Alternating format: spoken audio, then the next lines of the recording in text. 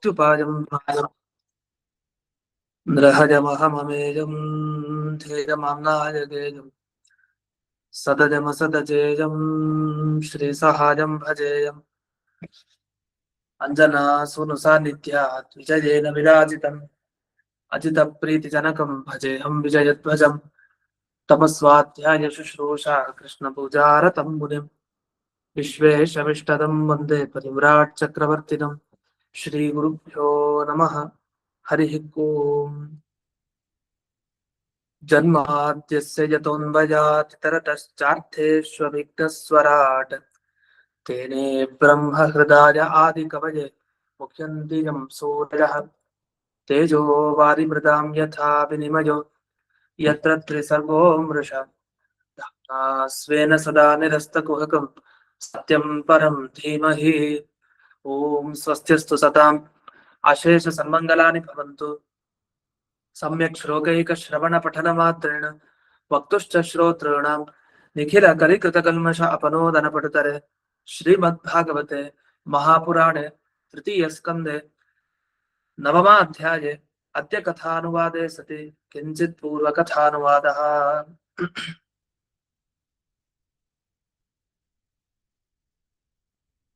ದಿವಸ 26ನೇ ಶ್ಲೋಕದಲ್ಲಿ ಒಂದು ಶಬ್ದ ಬಂತು. ಭಗವಂತನ ಕಾಲು ಹೇಗಿದೆ ಅಂತ ವರ್ಣಿಸ್ಬೇಕಾದ್ರೆ ಅವನ ಕಾಲು ಕಮಲದ ತರ ಇದೆ. ಕಮಲದ ತರ ಅವನ ಕಾಲಿದ್ರೆ ಆ ಕಮಲದ ದಳಗಳ ತರ ಏನಿದೆ, ದೇವರ ಪಾದವನ್ನ ಕಮಲ ಅಂತ ಯೋಚಿಸಿದ್ರೆ ಅಲ್ಲಿ ಒಂದೊಂದು ಬೆರಳುಗಳೇನ್ ಕಾಣತ್ತೆ, ಆ ಎಲ್ಲಾ ಬೆರಳುಗಳು ಕಮಲದ ದಳಗಳಂತೆ ಅಂತ ಅಂದು. ಸರಿ, ಈ ಕಮಲ ಅರಳಬೇಕು ಅಂದ್ರೆ ಯಾರು ಬರ್ಬೇಕು? ಸೂರ್ಯ ಬರ್ಬೇಕು. ಸೂರ್ಯ ಇದ್ದಾಗ ಕಮಲ ಅರಳುತ್ತೆ. ಹಾಗಾಗಿ ಸೂರ್ಯನ ಕಿರಣ ಬಿದ್ದಾಗ ಕಮಲ ಅರಳುತ್ತಾ ಹೋಗುತ್ತೆ. ಅದೇ ಚಂದ್ರನ ಕಿರಣ ಇದ್ರೆ ಅದು ಅರಳೋದಿಲ್ಲ, ಅದು ಮುದುಡು ಹೋಗುತ್ತೆ ಕಮಲ. ಇಲ್ಲಿ ಏನ್ ವರ್ಣಿಸಿದ್ರು? ನಖೇಂದು ಮಯೂಖ. ಮಯೂಖ ಅಂದ್ರೆ ಕಿರಣ. ಯಾವುದರ ಕಿರಣ? ಇಂದು ಚಂದ್ರನ ಕಿರಣ. ಎಲ್ಲಿದ್ದಾನೆ ಚಂದ್ರ? ಭಗವಂತನ ಪಾದದಲ್ಲೇ ಚಂದ್ರ ಇದೆ. ಅಲ್ಲಿ ಚಂದ್ರ ಅಂದ್ರೆ ಅವನ ಉಗುರು, ಆ ಉಗುರೇ ಚಂದ್ರ. ಆ ಚಂದ್ರನಿಂದ ಹೊರಗಡೆ ಕಿರಣಗಳು ಬರ್ತಾ ಇದೆ. ಬಂದಾಗ ಅದು ಬೀಳ್ತಾ ಇದೆ ಆ ಬೆರಳುಗಳ ಮೇಲೆ. ಆ ಬೆರಳುಗಳ ಮೇಲೆ ಬೀಳ್ತಾ ಅದು ಚೆನ್ನಾಗಿ ಅರಳಿಕೊಂಡಿದೆ, ಅಂದ್ರೆ ಚೆನ್ನಾಗಿ ಕಾಣ್ತಾ ಇದೆ ಅಂತ. ಇಷ್ಟು ಮೇಲ್ನೋಟಕ್ಕೆ ಈ ಪದದ ಅರ್ಥ. ನಖ ಇಂದು ಮಯೂಖ ಭಿನ್ನ ಅಂಗುಲಿ ಚಾರು ಪತ್ರಂ ಅಂತ ಈ ಶಬ್ದದ ಅರ್ಥ. ಇದಕ್ಕೆ ಒಬ್ಬೊಬ್ರು ಒಂದೊಂದು ಅರ್ಥವನ್ನ ಮಾಡಿದ್ದಾರೆ. ಕೊನೆಗೆ ಆಚಾರ್ಯರು ಹೇಳಿದ ಅರ್ಥ ಸರಿ ಅಂತ ತೋರಿಸ್ಬೇಕು. ಹಾಗಾದ್ರೆ ಬೇರೆಯವ್ರು ಏನ್ ಅರ್ಥ ಮಾಡಿದ್ದಾರೆ ಇದಕ್ಕೆ ಅಂತ ನೋಡಿದಾಗ, ಈಗಾಗ್ಲೇ ಹೇಳಿದಂತೆ ಅವನ ಉಗುರುಗಳು ಚಂದ್ರನ್ ತರ, ಚಂದ್ರನಿಂದ ಕಿರಣ ಹೊರಗ್ ಬರ್ತಾ ಇದೆ. ಅದು ಬೆರಳುಗಳು ಎಲ್ಲಾ ಕಡೆ ವ್ಯಾಪಿಸ್ಕೊಂಡಿದೆಯಂತೆ ಆ ಚಂದ್ರನ ಕಿರಣಗಳು. ಅಂದ್ರೆ ಆ ಉಗುರು ಅಷ್ಟು ಚೆನ್ನಾಗಿದೆ ಅಂತ ಅರ್ಥ. ಉಗುರು ಎಷ್ಟು ಚೆನ್ನಾಗಿದೆ ಅಂದ್ರೆ ಆ ಉಗುರು ಅಷ್ಟು ಹೊಳೆಯೋದ್ರಿಂದ ಅದರ ಜೊತೆಗಿರುವಂತಹ ಬೆರಳುಗಳೆಲ್ಲ ಹೊಳಿತಾ ಇದೆ. ಯಾಕೆ? ಉಗುರು ತುಂಬಾ ಚೆನ್ನಾಗಿದೆ ಅಂತ. ಹಾಗಾದ್ರೆ ಸಹಜವಾಗಿ ಬೆರಳುಗಳಲ್ಲಿ ಅಂತ ಹೊಳಪಿರ್ಲಿಲ್ಲ. ಅದರ ಉಗುರು ತುಂಬಾ ಚೆನ್ನಾಗಿರೋದ್ರಿಂದ ಅದರ ಬೆಳಕು ಅದರ ಮೇಲೆ ಬೀಳ್ತಾ ಇದೆ. ಹಾಗಾಗಿ ಅದು ಚೆನ್ನಾಗಿ ಕಾಣ್ತಾ ಇದೆ ಅನ್ನೋ ತರ ಅರ್ಥ ಬರುತ್ತೆ. ವಸ್ತುತಃ ಅದು ಸರಿ ಇಲ್ಲ. ಯಾಕೆ? ದೇವರ ಬೆರಳುಗಳೇ ಹೊಳಿತಾ ಇದೆ, ದೇವರ ಉಗುರುಗಳು ಹೊಳಿತಾ ಇದೆ, ಎಲ್ಲ ಸಮಾನ. ಒಂದರಿಂದ ಇನ್ನೊಂದು ಚೆನ್ನಾಗಿ ಕಾಣುತ್ತೆ ಅಂತ ಹೇಳೋದು ತಪ್ಪು. ಆದ್ರೆ ಕೆಲವರು ಏನ್ ಅರ್ಥ ಮಾಡಿದಕ್ಕೆ ಭಿನ್ನ ಅಂತ ಇಲ್ಲೊಂದು ಶಬ್ದ ಬಂದಿದೆ ಅದು ಈ ಶ್ಲೋಕದಲ್ಲಿ. ಅದು ಈ ಪದದಲ್ಲಿ ನಖ ಇಂದು ಮಯೂಖ ಭಿನ್ನ, ಕಿರಣಗಳಿಂದ ಭಿನ್ನ ಅಂದ್ರೆ ಅರ್ಥ ಕಿರಣಗಳಿಂದ ವ್ಯಾಪಿಸ್ಕೊಂಡಿದೆ ಅಂತ ಅರ್ಥ. ಯಾವುದು? ಆ ಭಗವಂತನ ಪಾದದ ಬೆರಳು ಯಾವುದರಿಂದ ವ್ಯಾಪಿಸ್ಕೊಂಡಿದೆ? ಆ ಉಗುರೆಂಬ ಚಂದ್ರನ ಕಿರಣಗಳಿಂದ ವ್ಯಾಪಿಸ್ಕೊಂಡಿದೆ. ಆ ಕಿರಣಗಳೆಲ್ಲ ಹರಡ್ಕೊಂಡ್ಬಿಟ್ಟಿದೆ ಅಂತ ಅರ್ಥ. ಯಾವ್ದ್ರ ಮೇಲೆ? ಬೆರಳುಗಳ ಮೇಲೆ. ಈ ಹರಡಿದೆ ಅನ್ನೋ ಅರ್ಥ ತಿಳಿಸ್ಲಿಕ್ಕೆ ಇರೋ ಶಬ್ದ ಯಾವುದು ಅಂದ್ರೆ ಭಿನ್ನ ಅನ್ನೋ ಶಬ್ದ ಅಂತ ಕೆಲವರು ಅರ್ಥ ಮಾಡಿದ್ದಾರೆ. ಆದ್ರೆ ತಪ್ಪು. ಆಗ್ಲೇ ತಿಳಿಸಿದಂತೆ ಒಂದು ಕಾರಣ, ಬೆರಳುಗಳು ಚೆನ್ನಾಗಿ ಕಾಣ್ಲಿಕ್ಕೆ ಭಗವಂತನ ಉಗುರು ಕಾರಣ ಅಂತ ಹೇಳಿದಾಗ ಆಯ್ತು, ಅದು ತಪ್ಪು. ಯಾಕೆ? ಬೆರಳುಗಳು ಸ್ವಯಂ ಚೆನ್ನಾಗಿದೆ, ಉಗುರು ಹಾಗೆ ಇದೆ, ಎಲ್ಲ ಒಂದೇ. ಭಗವಂತನ ಒಂದು ಉಗುರಿಗಾಗ್ಲಿ ಒಂದು ಬೆರಳಿಗಾಗ್ಲಿ ವ್ಯತ್ಯಾಸ ಇಲ್ಲ. ಅದು ಯಾವತ್ತು ಎಷ್ಟು ಅದಕ್ಕೆ ಹೊಳಪಿದೆಯೋ ಇದಕ್ಕೂ ಅಷ್ಟೇ ಹೊಳಪಿದೆ, ಎರಡೂ ಸಮಾನ. ಇದು ಒಂದು. ಮತ್ತೊಂದು, ಭಿನ್ನ ಅನ್ನೋ ಶಬ್ದಕ್ಕೆ ಇವ್ರೇನ್ ಅರ್ಥ ಮಾಡಿದ್ರು, ಹರಡಿಕೊಂಡಿದೆ, ವ್ಯಾಪಿಸ್ಕೊಂಡಿದೆ ಅಂತ ಅರ್ಥ ಮಾಡಿದ್ರು. ಆದ್ರೆ ಈ ರೀತಿ ಅರ್ಥ ಇಲ್ಲ ಸಂಸ್ಕೃತದಲ್ಲಿ. ಭಿನ್ನ ಅಂತಂದ್ರೆ ವ್ಯಾಪಿಸ್ಕೊಂಡಿರೋದು ಅಂತೆಲ್ಲ ಅರ್ಥ ಇದೆ. ಯಾಕಂದ್ರೆ ಲೋಕದಲ್ಲಿ ನಾವು ನೋಡ್ತೀವಿ, ನಾವು ದೇವರ ಅಲ್ಲ, ದೇವರಿಗಿಂತ ಮನುಷ್ಯರೆಲ್ಲ ಭಿನ್ನರು, ಬೇರೆ ಅಂತ ಅರ್ಥ ಇದೆ, ವಿಲಕ್ಷಣ. ನಮಗಿಂತ ದೇವ್ರು ಬೇರೆ, ದೇವ್ರಿಗಿಂತ ನಾವು ಬೇರೆ. ನಮಗಿಂತ ಪ್ರಾಣಿಗಳು ಬೇರೆ, ಪ್ರಾಣಿಗಳಿಗಿಂತ ನಾವು ಬೇರೆ ಅನ್ಬೇಕಾದ್ರೆ ಪ್ರಾಣಿಗಳಿಗಿಂತ ಭಿನ್ನರು ನಾವು, ನಮಗಿಂತ ಭಿನ್ನ ಪ್ರಾಣಿಗಳು ಅಂತ ಹೇಳ್ತೀವಿ. ಹಾಗಾದ್ರೆ ಭಿನ್ನ ಭಿನ್ನ ಅನ್ನೋ ಶಬ್ದ ಬಳಸೋದು ಎಲ್ಲಿ? ವ್ಯಾಪಿಸ್ಕೊಂಡಿರೋದು ಅನ್ನೋ ಅರ್ಥದಲ್ಲಿ ಇಲ್ಲ ಆ ಶಬ್ದ. ಇರೋದು ಯಾವ ಅರ್ಥದಲ್ಲಿ? ಬೇರೆ ಅನ್ನೋ ಅರ್ಥದಲ್ಲಿ ಭಿನ್ನ ಅನ್ನೋ ಶಬ್ದ ಇದೆ. ಆದ್ರೆ ಈ ಶಬ್ದದ ಅರ್ಥವನ್ನ ಮರೆತು ಬೇರೆ ಅರ್ಥ ಹೇಳಿದ್ರಿ ಈ ಸಂದರ್ಭದಲ್ಲಿ. ಹಾಗಾಗಿ ಈ ರೀತಿ ಅರ್ಥ ಮಾಡೋದು ಸರಿ ಇಲ್ಲ.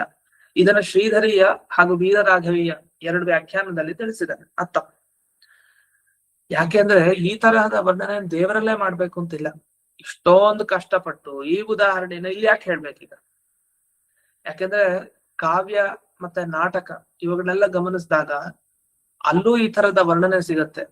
ಉಗುರು ಚಂದ್ರನ್ ತರ ಇದೆ, ಬೆರಳುಗಳು ಕಮಲದ ದಳದ ತರ ಇದೆ ಅಂತ ಈ ತರದ ವರ್ಣನೆ ದೇವರಲ್ಲೇ ಯಾಕೆ ಮಾಡ್ಬೇಕು? ಸಾಮಾನ್ಯ ಮನುಷ್ಯರಲ್ಲೂ ಇಂತಹ ವರ್ಣನೆ ಮಾಡೋಂತೆ. ಹಾಗಾಗಿ ಈ ತರದ ವರ್ಣನೆನೆ ಈ ಭಾಗವತಲ್ಲಿ ಮಾಡಿದ್ದಾರೆ ವೇದವ್ಯಾಸರು ಅಂತ ಹೇಳೋದು ತಪ್ಪು, ಅದ್ ಸರಿ ಇಲ್ಲ. ಅಷ್ಟೇ ಅಲ್ಲ, ಒಂದು ಉಗುರಿನ ಸೌಂದರ್ಯದಿಂದ ಬೆರಳುಗಳ ಸೌಂದರ್ಯ ಹೆಚ್ಚಾಗಂತ ಇದು ಅರ್ಥನೇ ಇಲ್ಲ ಇದಕ್ಕೆ. ಹಾಗಾಗಿ ಈ ತರದ ವ್ಯಾಖ್ಯಾನ ಸರಿ ಇಲ್ಲ. ಕೆಲವ್ರು ಏನಂದ್ರು ಅಂದ್ರೆ ಹಾಗಲ್ಲ, ಈ ಭಿನ್ನ ಅನ್ನೋ ಶಬ್ದ ಇದೆಯಲ್ಲ, ಇದು ಏನ್ ತಿಳಿಸ್ತಾ ಇದೆ ಅಂದ್ರೆ ವಿಲಕ್ಷಣ ಅನ್ನೋ ಅರ್ಥನೇ ತಿಳಿಸ್ತಾ ಇದೆ. ಅದ ನೇರವಾಗಿ ಅದು ಹೇಳ್ತಾ ಇಲ್ವಂತೆ. ಹೇಗ್ ಸಿಗ್ತಾ ಇದೆ ಅಂದ್ರೆ, ಈಗ ದೇವರ ಪಾದ ತುಂಬಾ ವಿಶಿಷ್ಟವಾಗಿದೆ, ನಮ್ ತರ ಅಲ್ಲ ಅಂತ ಹೇಳ್ಬೇಕೀಗ. ಮನುಷ್ಯರ ಕಾಲ್ ತೋರಿಸಿ ನೋಡಿ, ನಿಮ್ ಕಾಲ್ಗೂ ದೇವ್ರ ಕಾಲ್ಗೂ ವ್ಯತ್ಯಾಸ ಇದೆ. ಯಾಕೆ ವ್ಯತ್ಯಾಸ ಇದೆ ಅಂದ್ರೆ, ಆಶ್ಚರ್ಯ ಏನಾಗಿದೆ ದೇವ್ರ ಕಾಲ್ಗೂ ನಮ್ ಕಾಲ್ಗೂ ಅಂದ್ರೆ, ನಮ್ ಕಾಲ್ನಲ್ಲಿ ಏನಾರು ಹೋಲಿಸ್ಬೇಕು ಅಂದ್ರೆ, ಯಾರೋ ತುಂಬಾ ಚೆನ್ನಾಗಿದ್ರೆ ಕಾಲು, ಅದು ಕೋಮಲವಾಗಿದ್ರೆ ಆಗ ಕಮಲದ ತರ ಇವನ್ ಪಾದ ಇದೆ ಅಂತ ಹೇಳ್ಬೇಕು ಅಂದ್ರೆ ಅದನ್ನ ಅರಳಿಸೋದು ಯಾರೋ? ಸೂರ್ಯ ಅಂತ ಹೇಳ್ಬೇಕು. ಸೂರ್ಯ ಬಂದಾಗ ಹೇಗೆ ಅರಳುತ್ತೋ ಹಾಗೆ ಇವನ ಉಗುರು ಅಷ್ಟು ಚೆನ್ನಾಗಿದೆ, ಕೆಂಪಗಿದೆ, ಸೂರ್ಯನ ಕಾಂತಿ. ಆದ್ರಿಂದ ಅವನ ಬೆರಳುಗಳು ನೋಡಿ ಎಷ್ಟು ಚೆನ್ನಾಗಿದೆ ಅಂತ ಯಾರನ್ನಾರು ವರ್ಣಿಸ್ಬೇಕು. ಯಾವ್ದಾರು ಸ್ತ್ರೀಯನ್ನು, ಸುಂದರ ಸ್ತ್ರೀಯನ್ನೋ ಅಥವಾ ಸುಂದರ ಪುರುಷನನ್ನೋ ಹೀಗೆ ವರ್ಣಿಸ್ಬೇಕು. ಆದ್ರೆ ಇಲ್ಲೇನಂತ ವರ್ಣಿಸಿದ್ದಾರೆ? ಇಲ್ಲಿ ವರ್ಣಿಸಿದ್ದು ಚಂದ್ರನ ಕಿರಣ ಬಂದಾಗ ಕಮಲ ಅರಳುತ್ತಾ ಇದೆ, ಆ ರೀತಿ ಭಗವಂತನ ಪಾದ ಅರಳಿದೆ ನೋಡಿ, ಬೆರಳುಗಳಷ್ಟು ಚೆನ್ನಾಗಿದೆ, ಚಂದ್ರನ ಕಿರಣ ಬಂದಾಗ ಆಗಿದೆ ಅಂತ. ಆಗ ನಾವ್ ಅರ್ಥ ಮಾಡ್ಕೋಬೇಕು, ಭಾಗವತ ಯಾಕೆ ಹೀಗೆ ಹೇಳಿದೆ ಅಂದ್ರೆ, ಚಂದ್ರನ ಕಿರಣ ಬಂದಾಗ ಕಮಲ ಅರಳತ್ತೆ? ಅರಳಲ್ಲ. ಹಾಗಾದ್ರೆ ಇಲ್ಲಿ ಅರಳಿದೆ ಅಂದ್ರೆ ಎಷ್ಟು ವಿಶಿಷ್ಟ ಅಲ್ವಾ ಭಗವಂತನ ಪಾದ ಅಂತ. ಈ ಅರ್ಥವನ್ನು ತಿಳಿಸ್ಲಿಕ್ಕೆ ಇಲ್ಲಿ ಬೆರಳಿನ ಆ ಸೌಂದರ್ಯ, ಆ ಉಗುರಿನ ಸೌಂದರ್ಯದಿಂದ ಹರಡ್ಕೊಂಡಿದೆ ಅಂತ ಹೇಳ್ತಾ ಇರೋದು ಅಂತ ಒಬ್ರು ಅರ್ಥ ಮಾಡಿದ್ರೆ ಇದಕ್ಕೆ. ಅಂದ್ರೆ ಲೋಕ ವಿಲಕ್ಷಣ, ಜಗತ್ನಲ್ಲಿ ನೋಡದೆ ಇರೋತ್ತಾನೆ ಇದು. ಚಂದ್ರನ ಕಿರಣ ಬಂದಾಗ ಕಮಲ ಅರಳೋದು, ಅಂತ ಒಂದು ಕಾಂತಿ ದೇವರ ಬೆರಳುಗಳಲ್ಲಿದೆ ಅಂತ ತಿಳಿಸ್ಬೇಕಾಗಿದೆ. ಇದಕ್ಕೋಸ್ಕರ ಇಲ್ಲಿ ಭಾಗವತದಲ್ಲಿ ಈ ನಖೇಂದು ಮಯೂಕ ಭಿನ್ನಾಂಗುಲಿ ಚಾರು ಪತ್ರಂ ಅಂತ ಈ ಶಬ್ದ ಬಂದಿದೆ ಅಂತ ಹೇಳಿದ್ರು. ಆದ್ರೆ ಇದು ಸರಿ ಇಲ್ಲ. ಯಾಕೆ? ಹೌದು, ನೀವು ದೇವರ ಪಾದಕ್ಕೆ ಪ್ರಾಶಸ್ತ್ಯ ಕೊಟ್ರಿ, ನಮ್ ತರ ಅಲ್ಲ ದೇವರ ಪಾದ, ಅದು ವಿಲಕ್ಷಣ ಅದು ಅಂತ ಹೇಳಿದ್ರಿ. ಆದ್ರೆ ಇದು ಹೇಗ್ ಸಿಕ್ಕಿದ್ದು? ಚಂದ್ರನ ಕಿರಣದಿಂದ ಅರಳಿಕೊಂಡಿದೆ ಭಗವಂತನ ಪಾದ ಕಮಲ ದಳಗಳು ಅಂತ ಹೇಳಿದ್ರಿ. ಇದರಿಂದ ಸಿಕ್ತು, ಚಂದ್ರನ ಕಿರಣದಿಂದ ಅಂತ ಹೇಳಿದ್ರಿಂದ ಸಿಕ್ತು ಅಂತ ಹೇಳ್ತೀರಿ. ಆದ್ರೆ ಅದು ಬೇಕಾಗಿಲ್ಲ. ಯಾಕೆಂದ್ರೆ ಭಿನ್ನ ಅನ್ನೋ ಶಬ್ದ ಏನಿದೆ, ಆ ಭಿನ್ನ ಅನ್ನೋ ಶಬ್ದಕ್ಕೇನೆ ಲೋಕದಲ್ಲಿ ಏನಿದೆ ಅದಕ್ಕಿಂತ ಒಂದು ವಿಲಕ್ಷಣ ಒಂದು ಅಂತ ತಿಳಿಸ್ತಾ ಇದೆ. ಭಿನ್ನ ಅನ್ನೋ ಶಬ್ದವನ್ನು ಅಲ್ಲೇ ಬಳಸೋದು. ದೇವ್ರು ನಮ್ಗಿಂತ ಭಿನ್ನ ಅಂದ್ರೆ ಏನು? ನಮ್ ತರ ಅಲ್ಲ ದೇವರು ಅಂತ ಅಷ್ಟೇ. ಹಾಗೆ ದೇವರ ಪಾದ ಆಗ್ಲಿ, ದೇವರ ಪಾದದ ಬೆರಳುಗಳಾಗ್ಲಿ, ದೇವರ ಪಾದದ ಆ ಉಗುರಾಗ್ಲಿ ನಮ್ ತರ ಅಲ್ಲ, ಅಷ್ಟೇ ಹೇಳ್ಬೇಕಾಗಿದೆ. ಇದನ್ನ ಹೇಳಲಿಕ್ಕೆ ಭಿನ್ನ ಅನ್ನೋ ಶಬ್ದನೇ ಇದೆ. ಅದನ್ ಬಿಟ್ಟು ಇಷ್ಟೆಲ್ಲ ಯಾಕೆ ಕಷ್ಟಪಡ್ಬೇಕು? ಅಷ್ಟೆಲ್ಲ ನಿಮ್ ಪ್ರಕಾರ ಆ ಬೆರಳುಗಳು ತುಂಬಾ ಸುಂದರ ಅನ್ಲಿಕ್ಕೆ ಭಿನ್ನ ಅನ್ನೋ ಶಬ್ದ ಏನಿದೆ ಆ ಪದದಲ್ಲಿ ಅದನ್ನ ಅಂಗುಲಿ ಅಂತ ಮುಂದೆ ಅದಕ್ ಜೊತೆಗೆ ಸೇರಿಸ್ಕೊಳ್ಬೇಕು. ಅದು ತುಂಬಾ ಕಷ್ಟ. ಅಂಗುಲಿ ಅಂದ್ರೆ ಬೆರಳು, ಭಿನ್ನ ಅಂದ್ರೆ ವಿಲಕ್ಷಣ, ನಮ್ ತರ ಬೆರಳಲ್ಲ ದೇವರಿಗೆ ಅಂತ ತಿಳಿಸ್ಬೇಕು ಅಂದ್ರೆ ಭಿನ್ನ ಅನ್ನೋದನ್ನ ಅಂಗುಲಿ ಅನ್ನೋ ಶಬ್ದ ಕೃತಿಗೆ ಸೇರಿಸ್ಕೊಳ್ಬೇಕು. ಇದೆಲ್ಲ ಬೇಕಾಗಿಲ್ಲ ಅಂತ ಹೇಳ್ತೇನೆ. ಯಾಕೆಂತಂದ್ರೆ ಬರೀ ಬೆರಳುಗಳು ಚೆನ್ನಾಗಿದೆ, ನಮ್ ತರ ಅಲ್ಲ ಅಂತ ಹೇಳಿದ್ರೆ ಪಾದ ನಮ್ಗಿಂತ ಚೆನ್ನಾಗಿಲ್ವ? ಹಾಗಾದ್ರೆ ಅದನ್ನು ನಮ್ಮ ಪಾದಕ್ಕಿಂತ ಚೆನ್ನಾಗೇ ಇದೆ. ಅದು ಯಾವುದೇ ದೇವತೆಗಳ ಪಾದ ಆಗ್ಲಿ, ದೈತ್ಯರ ಪಾದ ಆಗ್ಲಿ, ಗಂಧರ್ವರ ಪಾದ ಆಗ್ಲಿ, ಮನುಷ್ಯರ ಪಾದ ಆಗ್ಲಿ, ಪ್ರಾಣಿಗಳ ಪಾದ ಆಗ್ಲಿ, ಯಾರ ಪಾದಗಳು ದೇವರ ಪಾದಕ್ಕೆ ಸಮಾನ ಅಲ್ಲ, ಅದು ಬೇರೆನೆ. ಲಕ್ಷ್ಮೀ ಪಾದನೂ ದೇವರ ಪಾದದ ತರ ಅಲ್ಲ, ಅದು ಬೇರೆ. ದೇವರ ಪಾದನೇ ಅದು ವಿಲಕ್ಷಣ. ಹಾಗಾದ್ರೆ ನೀವು ಬೆರಳಿಗೆ ಹಾಕ್ಬಿಟ್ರೆ ಭಿನ್ನವಾದ ಅಂಗುಲಿ ಅಂದ್ರೇನು? ವಿಲಕ್ಷಣವಾದ ದೇವರ ಪಾದದ ಬೆರಳು ಅಂದ್ರೆ ಪಾದ ವಿಲಕ್ಷಣ ಅಲ್ವಾ? ಆ ಪಾದವನ್ನು ವಿಲಕ್ಷಣ ಅಂತ ತಿಳಿಸ್ಬೇಕಾಗಿದೆ. ಅದಕ್ಕೆ ಏನರ್ಥ ಮಾಡ್ತಾರೆ ಅಂದ್ರೆ ಆಚಾರ್ಯರು ತಮ್ಮ ಭಾಗವತ ತಾತ್ಪರ್ಯದಲ್ಲಿ ಹೀಗೆ ವಿವರಿಸಿದ್ದಾರೆ. ಭಿನ್ನಂ ಅನ್ನೋ ಈ ಶಬ್ದಕ್ಕೆ ಅನ್ಯೇಭ್ಯೋ ವಿಲಕ್ಷಣಂ ಅಂತ ಇಷ್ಟೇ ಅರ್ಥ. ಅಂದ್ರೆ ಪಾದ ಕಮಲಕ್ಕೆ ಅದನ್ನ ಸೇರಿಸ್ಕೊಳ್ಬೇಕು. ಇಲ್ಲಿ ಚಂದ್ರನ ಕಿರಣಗಳು ಬಿದ್ದಾಗ ಕಮಲ ಅರಳುಕೊಂಡಿದೆ ಅಂತ ಹೇಳ್ತೀವಲ್ಲ, ಆ ಅರಳುಕೊಂಡಿರುವಂತಹ ಕಮಲ ಅದು ಬಹಳ ಲೋಕ ವಿಲಕ್ಷಣ. ಲೋಕದಲ್ಲಿ ನಾವೇನ್ ಕಾಣ್ತಾ ಇದೀವಿ ಕಮಲಗಳನ್ನ, ಆ ತರ ದೇವರ ಪಾದ ಅಲ್ಲ. ಅದನ್ನ ನೇರವಾಗಿ ಪಾದ ಕಮಲಕ್ಕೆ ಅದಕ್ಕೆ ಸಂಬಂಧ. ಮತ್ತೆ ಬೆರಳುಗಳು ಚೆನ್ನಾಗಿದೆ ಅಂತ ಹೇಗೆ ಹೇಳೋದು? ನಮ್ ತರ ಬೆರಳಲ್ಲ, ಅದು ವಿಲಕ್ಷಣ ಅಂತ ಹೇಗೆ ಹೇಳೋದು? ಯಾವಾಗ ಪಾದನೇ ಅಷ್ಟು ಚೆನ್ನಾಗಿದೆಯೋ ಪಾದದ ಬೆರಳು ಚೆನ್ನಾಗಿದೆ ಅಲ್ವಾ, ಅದು ಸಹಜ ಅಂತ ಅರ್ಥ. ಅದನ್ನ ಅಲ್ಲೂ ಜೊತೆಗೆ ಸೇರಿಸ್ಕೊಳ್ಳಿ ಅಂತ ಈ ಅರ್ಥವನ್ನ ಇಲ್ಲಿ ಮಾಡ್ಕೊಳ್ಬೇಕು. ಇದನ್ನ ಸೂಚನೆ ಮಾಡ್ಲಿಕ್ಕೆ ಮಧ್ವಾಚಾರ್ಯರು ಭಿನ್ನಂ ಅನ್ನೋ ಶಬ್ದಕ್ಕೆ ಅನ್ಯೇಭ್ಯೋ ವಿಲಕ್ಷಣಂ, ಬೇರೆ ತರ ಅಲ್ಲ, ಬೇರೆ ರೀತಿಯಿಂದ ಇದು ತುಂಬಾ ಸೊಗಸಾಗಿದೆ, ವಿಲಕ್ಷಣ ಅಂತ ಇಷ್ಟ ಅರ್ಥವನ್ನ ಬಿಡಿಸಿದ್ದಾರೆ. ಅಂದ್ರೆ ಇಷ್ಟು ಬಿಡಿಸಿದಕ್ಕೆ ಅಷ್ಟೊಂದು ಅರ್ಥ ಇದೆ ಒಂದು. ಅಥವಾ ಇನ್ನೊಂದು ವಿಜಯಧ್ವಜ ತೀರ್ಥರು ಇಲ್ಲಿ ಪರಿಹಾರ ಹೇಳ್ತಾರೆ. ದೇವರ ಪಾದನೂ ನಮ್ ತರ ಅಲ್ಲ, ದೇವರ ಪಾದದ ಬೆರಳು ನಮ್ ತರ ಅಲ್ಲ, ಅದು ಅಲೌಕಿಕ. ಎರಡು ಬೇಕು ನಮ್ಗೆ, ಒಂದು ಅವನ ಪಾದ, ಇನ್ನೊಂದು ಅವನ ಬೆರಳು, ಎರಡೂ ನಮ್ ತರ ಅಲ್ಲ, ತುಂಬಾ ಚೆನ್ನಾಗಿದೆ ಅಂತ ಬೇಕು. ಇದಕ್ಕೇನ್ ಮಾಡ್ಬೇಕು ಅಂದ್ರೆ ಭಿನ್ನ ಅನ್ನೋ ಶಬ್ದದ ಅರ್ಥ ತಗೊಳ್ಬೇಕು. ಭಿನ್ನ ಅಂತ ತಗೊಂಡ್ಬಿಟ್ರೆ ಅದು ಅಂಗುಲಿಗೂ ತಗೊಳ್ಬಹುದು, ಆ ಪಾದ ಕಮಲಕ್ಕೂ ತಗೊಳ್ಬಹುದು. ಅಂದ್ರೆ ಭಿನ್ನಂ ಅಂತ ವಸ್ತುತಃ ಮಧ್ವಾಚಾರ್ಯರು ಏನ್ ಮಾಡಿದ್ದಾರೆ, ಭಿನ್ನಂ ಅಂತ ನಪುಂಸಕಲಿಂಗ ಶಬ್ದ ಅಂತ ಹೇಳ್ತೀವಿ ಸಂಸ್ಕೃತದಲ್ಲಿ. ಈಗ ರಾಮ, ಕೃಷ್ಣ, ವೇದವ್ಯಾಸ ಅಂದ್ರೆ ಇದೆಲ್ಲ ಪುಲ್ಲಿಂಗ ಶಬ್ದ. ಜ್ಞಾನಂ ಈ ಮತ್ತೆ ವಸ್ತ್ರಂ ಈ ತರ ಎಲ್ಲ ಶಬ್ದಗಳನ್ನ ಬಳಸಿದೆ, ಇದೆಲ್ಲ ನಪುಂಸಕಲಿಂಗ ಶಬ್ದ ಅಂತ ಅನಿಸ್ಕೊಡುತ್ತೆ. ಜ್ಞಾನಂ, ವಸ್ತ್ರಂ, ಪುಸ್ತಕಂ, ಅಂ ಅಂತ ಬಂದ್ರೆ ಸಾಮಾನ್ಯವಾಗಿ ನಪುಂಸಕಲಿಂಗ ಶಬ್ದ ಅಂತ ನೆನಪಿಟ್ಕೊಳ್ಳಿಕ್ ಹೇಳ್ತಾ ಇದ್ದೇನೆ. ವಸ್ತುದ ವ್ಯತ್ಯಾಸ ಇದೆ ವ್ಯಾಕರಣದ ಪ್ರಕಾರ, ಇನ್ನೂ ವಿಮರ್ಶೆ ಮಾಡಿದೆ. ಸಾಮಾನ್ಯವಾಗಿ ಭಿನ್ನಂ ಈ ತರದೆಲ್ಲ ಶಬ್ದ ನಪುಂಸಕಲಿಂಗ ಶಬ್ದ. ಇದರಲ್ಲಿ ನಪುಂಸಕಲಿಂಗ ಶಬ್ದ ಅಂತ ಇಟ್ಕೊಂಡ್ರೆ ಮಧ್ವಾಚಾರ್ಯರು ಹಾಗೆ ಬಳಸಿರೋದು, ಭಿನ್ನಂ ಅಂತ ಹೇಳಿ ಬಿಡಿಸಿದ್ದಾರೆ. ಹಾಗೆ ಬಿಡಿಸಿದ್ರೆ ಅದ್ ಎಲ್ಲಿಗೆ ತಗೊಳ್ಬೇಕಾಗಿ ಬರುತ್ತೆ? ಚಾರು ಪತ್ರಂ, ಆ ಭಗವಂತನ ಒಂದೊಂದು ಆ ಕಮಲದ ಪತ್ರ ಏನಿದೆ, ಆ ಕಮಲದ ದಳಗಳು, ಅದಕ್ಕೆ ಇದರ ಸಂಬಂಧ ಮಾತ್ರ ಇದೆ ಅಂತ ಗೊತ್ತಾಗುತ್ತೆ, ಚಾರು ಪತ್ರಂ ಅನ್ನೋದಕ್ಕೆ. ಆದ್ರೆ ಪಾದ ಕಮಲಕ್ಕೆ ಸಂಬಂಧ ಗೊತ್ತಾಗಲ್ಲ. ಅದಕ್ಕೆ ಇವ್ರೇನಂತ ಇದಾರೆ, ಚಾರು ಪತ್ರಂ ಅಂದ್ರೆ ಒಳ್ಳೆ ಚೆನ್ನಾಗಿ ಕಾಣಿಸುವಂತ ದಳ ಇರುವಂತ ಕಮಲ ಅಂತ ಅರ್ಥ. ಕಮಲಕ್ಕೆ ಜೊತೆಗೆ ಸೇರಿಸ್ಕೊಂಡಾಗ ಆ ಕಮಲದ ದಳಗಳಿಗೂ ಸೇರಿಸ್ಕೊಡಿ. ಅಂದ್ರೆ ಈ ಭಗವಂತನ ಪಾದನೂ ಚೆನ್ನಾಗಿದೆ, ಪಾದದ ಬೆರಳು ಚೆನ್ನಾಗಿದೆ ಅನ್ಲಿಕ್ಕೆ ಆ ಭಿನ್ನ ಅನ್ನೋ ಶಬ್ದದ ಸಾಮಾನ್ಯ ಅರ್ಥ ತಗೊಳ್ಬೇಕು. ಭಿನ್ನಂ ಅನ್ನೋದ ಸಂಪೂರ್ಣ ಅರ್ಥ ತಗೊಳ್ಬಾರ್ದು. ಭಿನ್ನಂ ಅನ್ನೋಲ್ಲಿ ಸೇರಿರೋ ಭಿನ್ನ ಅನ್ನೋದು ತಗೊಳ್ಬೇಕು. ಯಾಕೆಂದ್ರೆ ಭಿನ್ನ ಅನ್ನೋದು ಅದು ಅಂಗುಲಿಗೂ ತಗೊಳ್ಬಹುದು, ಅಂದ್ರೆ ಬೆರಳುಗಳಿಗೂ ತಗೊಳ್ಬಹುದು. ಭಿನ್ನಂ ಅಂತ ನಪುಂಸಕಲಿಂಗ ಶಬ್ದ ಹಾಕ್ಬಿಟ್ರೆ ಆಗ ಅರ್ಥ ಅದು ಪತ್ರಂಗೆ ಹೋಗ್ಬೇಕು. ಯಾಕೆ ಪತ್ರಂ ಅನ್ನೋ ನಪುಂಸಕಲಿಂಗ ಶಬ್ದ, ಅಂಗುಲಿ ಅನ್ನೋ ಶಬ್ದ ನಪುಂಸಕಲಿಂಗದಲ್ಲಿ ಇಲ್ಲ. ಹಾಗಾಗಿ ಅದ್ರ ಜೊತೆಗೆ ಸಂಬಂಧ ಹೇಳಲಿಕ್ಕಾಗಲ್ಲ. ಹೇಳಲಿಕ್ಕಾಗದಿದ್ರೆ ದೇವರ ಪಾದ ನಮಗಿಂತ ಸೊಗಸಾಗಿದ್ರು ದೇವರ ಪಾದದ ಬೆರಳು ನಮಗಿಂತ ಸೊಗಸು ಅನ್ನೋ ಅರ್ಥ ಸಿಗಲ್ಲ. ಅದಕ್ಕೋಸ್ಕರ ಭಿನ್ನಂ ಅಂತ ಮಧ್ವಾಚಾರ್ಯ ಹೇಳಿದ್ರು. ಅವರ ಮನಸ್ಸಿನಲ್ಲಿ ಏನಿದೆ ಅಂದ್ರೆ ಭಿನ್ನ ಅನ್ನೋ ಅರ್ಥ ಅಷ್ಟೇ ಅವರ ಮನಸ್ಸಿನಲ್ಲಿದೆ. ಅದನ್ನ ಎರಡೂ ಕಡೆ ತಗೊಳ್ಬೇಕು ಅಂತ ಸ್ವಲ್ಪ ಈ ವ್ಯಾಕರಣದ ವಿಚಾರದಂತೆ ಇದೆ. ಅಂತೂ ಈ ಶ್ಲೋಕದಲ್ಲಿ ಈ ಒಂದು ಪದಕ್ಕೆ ಇಷ್ಟೊಂದು ಚರ್ಚೆ ಆಗ್ಬಿಟ್ಟಿದೆ. ಆ ಚರ್ಚೆಗೋಸ್ಕರ ಮಧ್ವಾಚಾರ್ಯರು ಭಿನ್ನಂ ಅನ್ನೋ ಒಂದು ಶಬ್ದಕ್ಕೆ, ನಮಗೆಲ್ಲ ಗೊತ್ತಿದೆ ಭಿನ್ನಂ ಅಂದ್ರೆ ಬೇರೆ ಅಂತ ಅರ್ಥ, ಆದ್ರೆ ಆ ಅರ್ಥವನ್ನ ಇಲ್ಲಿ ಮಧ್ವಾಚಾರ್ಯ ಯಾಕೆ ತಿಳಿಸ್ಬೇಕು ಅಂದ್ರೆ ಈ ಎಲ್ಲ ಅರ್ಥ ಮನಸ್ಸಿನಲ್ಲಿದೆ. ಇದಕ್ಕೋಸ್ಕರ ಇಲ್ಲಿ ಅನ್ಯೇಭ್ಯೋ ವಿಲಕ್ಷಣಂ ಅಂತ ಅವರು ಈ ಒಂದು ಚಿಕ್ಕ ಶಬ್ದಕ್ಕೆ ಅರ್ಥವನ್ನ ಬಿಡಿಸಿದೆ. ಇದಲ್ದೇನೆ ಇನ್ನೊಂದು ಅರ್ಥ ಏನು ಅಂದ್ರೆ, ಕೆಲವರು ವ್ಯಾಖ್ಯಾನ ಮಾಡೋದು, ಈಗ ದೇವರ ಪಾದಕ್ಕೆ ಯಾಕೆ ಇಷ್ಟೊಂದು ಮಹತ್ವ ಕೊಡ್ತಾ ಇದ್ದಾರೆ ಅಂದ್ರೆ, ಭಗವಂತನ ಬೇರೆ ಅವಯವಗಳಿಗಿಂತ ಅವನ ಮುಖ ಆಗ್ಬೋದು, ಕೈ, ಮೂಗು, ಕಿವಿ ಎಲ್ಲದಕ್ಕೆ ಹೋಲಿಸಿದಾಗ ದೇವರ ಪಾದ ಅದೊಂದು ವಿಚಿತ್ರ, ಅದು ತುಂಬಾ ಚೆನ್ನಾಗಿರುತ್ತಂತೆ. ಅಷ್ಟೇ ಅಲ್ಲದೆ ದೇವರ ತಲೆ ಮೇಲೆ ಭಕ್ತಿ ಮಾಡಿ, ಅಂದ್ರೆ ತಲೆ ಮೇಲೆ ಭಕ್ತಿ ಅಂದ್ರೆ ದೇವರ ತಲೆಯನ್ನೇ ಧ್ಯಾನ ಮಾಡ್ತಾ ಇರೋದು, ಅಥವಾ ದೇವರ ಕಣ್ಣನ್ ಧ್ಯಾನ ಮಾಡ್ತಾ ಇರೋದು, ದೇವರ ಮೂಗನ್ ಧ್ಯಾನ ಮಾಡ್ತಾ ಇರೋದು, ಇದೆಲ್ಲ ಮಾಡೋದಕ್ಕಿಂತ ದೇವರ ಪಾದದ ಬಗ್ಗೆ ಧ್ಯಾನ ಮಾಡಿದ್ರೆ ಅದು ಶ್ರೇಷ್ಠ. ಹಾಗಾಗಿ ಭಗವಂತನ ಬೇರೆ ಅಂಗಗಳಲ್ಲಿ ಭಕ್ತಿ ಮಾಡೋದಕ್ಕಿಂತ ದೇವರ ಪಾದದಲ್ಲಿ ಭಕ್ತಿ ಮಾಡೋದು ಎಲ್ಲಾ ಸಾಧನಗಳಿಗಿಂತ ಶ್ರೇಷ್ಠ. ಇದನ್ನ ತಿಳಿಸ್ಬೇಕಾಗಿದೆ. ಇದನ್ನ ತಿಳಿಸ್ಲಿಕ್ಕೋಸ್ಕರ ಆ ಭಿನ್ನ ಅನ್ನೋ ಶಬ್ದ ಏನಿದೆ ಅದನ್ನ ಬೆರಳುಗಳಿಗೆ ಸೇರಿಸ್ತಾ ಇದ್ದಾರೆ ಅಂತ ವಲ್ಲಭಾಚಾರ್ಯರು ಅನ್ನೋರು ವ್ಯಾಖ್ಯಾನ ಮಾಡ್ತಾರೆ. ಆದ್ರೆ ತಪ್ಪು. ಯಾಕಂದ್ರೆ ದೇವರ ಪಾದದಲ್ಲಿ ಎಷ್ಟು ಭಕ್ತಿ ಮಾಡ್ತಿರೋ ದೇವರ ಕೈಯಲ್ಲೂ ಅಷ್ಟೇ ಭಕ್ತಿ, ದೇವರ ಕಣ್ಣಿನಲ್ಲೂ ಅಷ್ಟೇ ಭಕ್ತಿ, ದೇವರ ಕಿವಿಯಲ್ಲೂ ಅಷ್ಟೇ ಭಕ್ತಿ. ಯಾವ ಅಂಗಾಂಗಗಳಿಗೂ ಭಗವಂತನ ಸಂಬಂಧಪಟ್ಟ ಇರೋದೇನಿದೆ ಅಲ್ಲಿ ಭಕ್ತಿಯ ಲೋಪವನ್ನ ಮಾಡೋ ಹಾಗಿಲ್ಲ. ಎಲ್ಲಾ ಕಡೆ ಒಂದೇ ಭಕ್ತಿ, ಆದ್ರೆ ಪಾದದಿಂದ ಶುರು ಮಾಡ್ಬೇಕು ಅಂತ ಒಂದು ಕ್ರಮ ಇದೆ ಅಷ್ಟೇ. ದೇವರ ದರ್ಶನ ಮಾಡ್ಬೇಕಾದ್ರೆ ಅದ್ ಬಿಟ್ರೆ ಭಕ್ತಿಯನ್ನ ದೇವರ ಪಾದದ ಮೇಲೆ ಜಾಸ್ತಿ ಮಾಡಿ, ದೇವರ ಕೈ ಮೇಲೆ ಮಾಡ್ಬೇಡಿ, ದೇವರ ಕಣ್ ಮೇಲೆ ಮಾಡ್ಬೇಡಿ, ದೇವರ ಇನ್ನೊಂದು ಅವಯವದಲ್ಲಿ ಮಾಡ್ಬೇಡಿ ಅಂತ ಇಲ್ಲಿ ಹೀಗೆ ಈ ರೀತಿ ಯಾವುದೂ ಕೂಡ ಇಲ್ಲ. ಆದ್ರೆ ಹೀಗೆಲ್ಲ ಕೆಲವರು ಅಪಾರ್ಥವನ್ನು ಮಾಡಿದಿದೆ.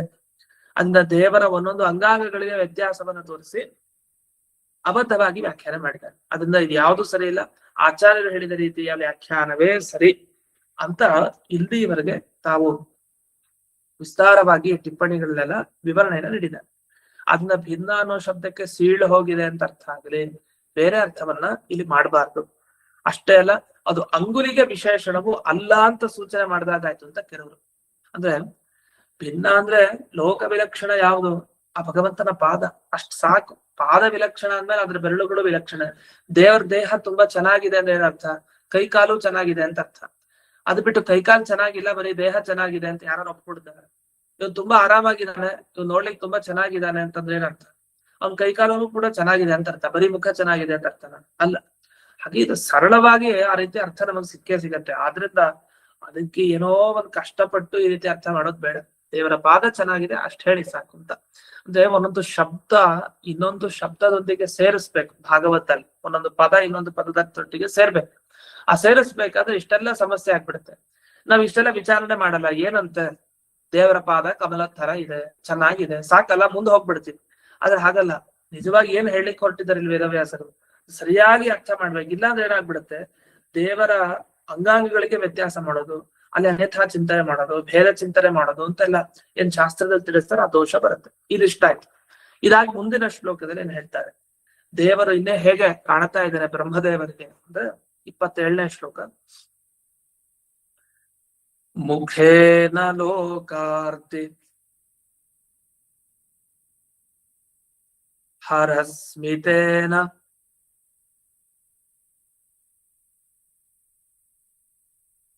ಪರಿಸ್ಫುರತ್ ಕುಂಡಲಮಂಡಿತೇನ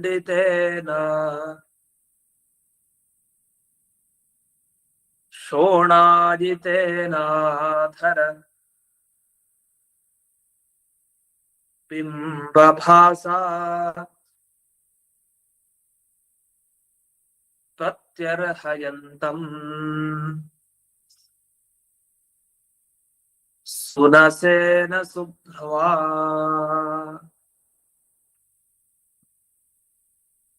ಬ್ರಹ್ಮದೇವರಿಗೆ ಭಗವಂತನ ಪಾದಗಳನ್ನು ನೋಡಿದಾಗ ಇಷ್ಟೊಂದು ಅನ್ಸಿದೆ.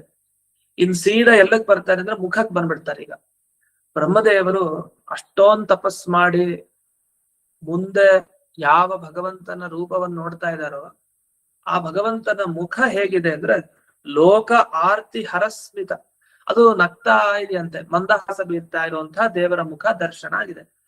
ಆ ಮಂದಹಾಸ ಹೇಗಿದೆ ಅಂದ್ರೆ ಆ ಮಂದಹಾಸಕ್ಕೆ ಎಷ್ಟು ಶಕ್ತಿ ಇದೆ ಅಂತಂದ್ರೆ ಇಡೀ ಸಮಸ್ತ ಜಗತ್ತಿನ ದುಃಖ ಪರಿಹಾರ ಮಾಡುವಂತ ಶಕ್ತಿ ಇದೆಯಂತೆ ಆ ಮಂದಹಾಸಕ್ಕೆ.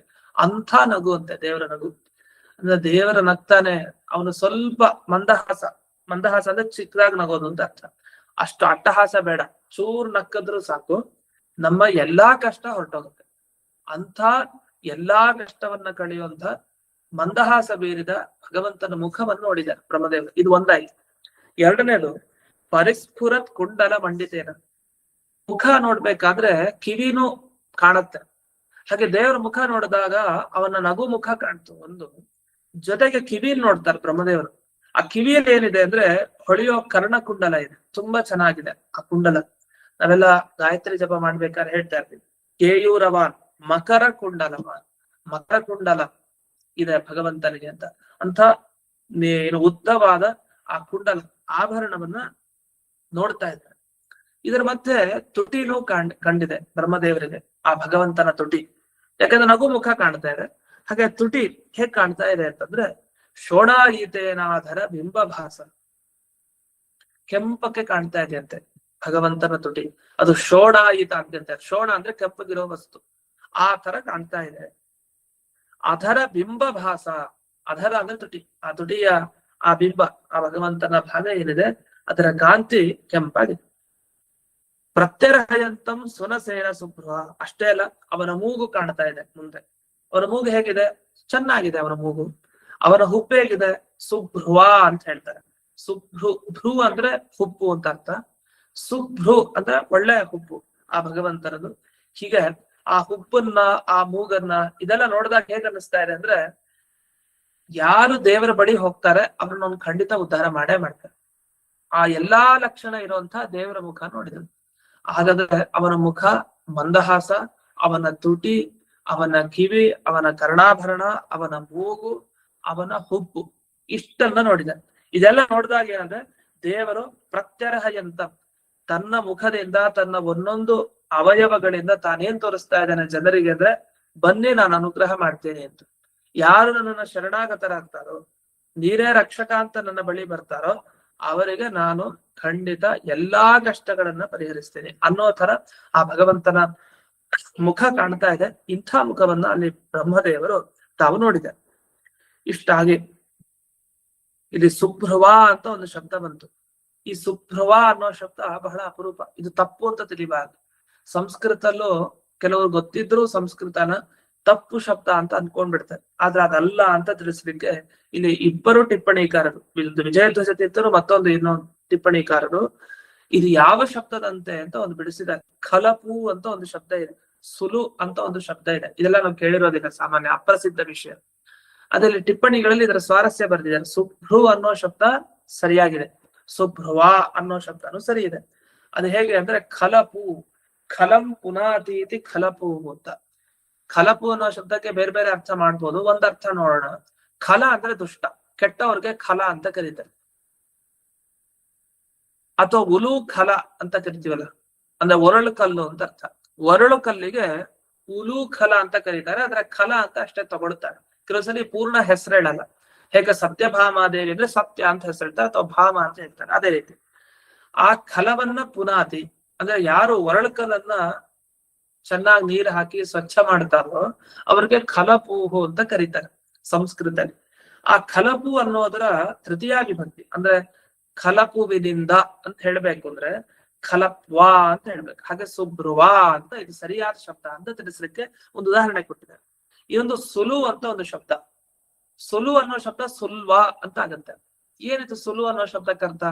ಲು ಅಂದ್ರೆ ಛೇದನ, ಅಂದ್ರೆ ಒಂದು ಮರವನ್ನ ತುಂಡು ಮಾಡ್ತಾನೆ, ಛೇದನ ಮಾಡ್ತಾನೆ, ಸೀಳ್ ಹಾಕ್ತಾನೆ ಅಂತ ಅರ್ಥ ಇದೆಯಲ್ಲ.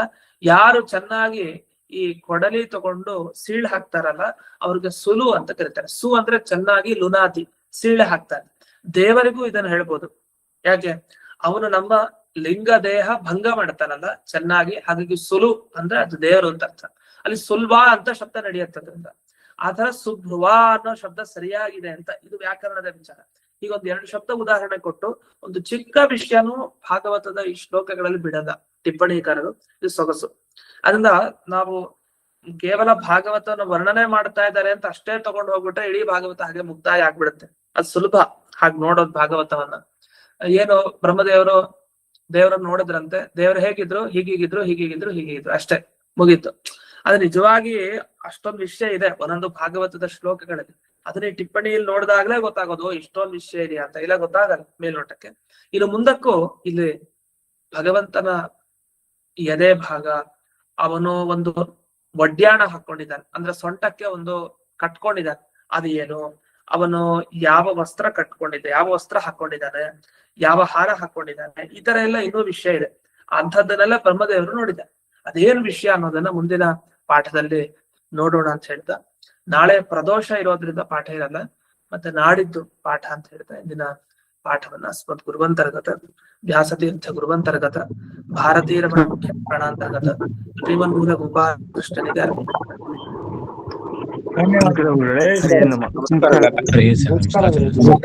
ನಮಸ್ಕಾರ.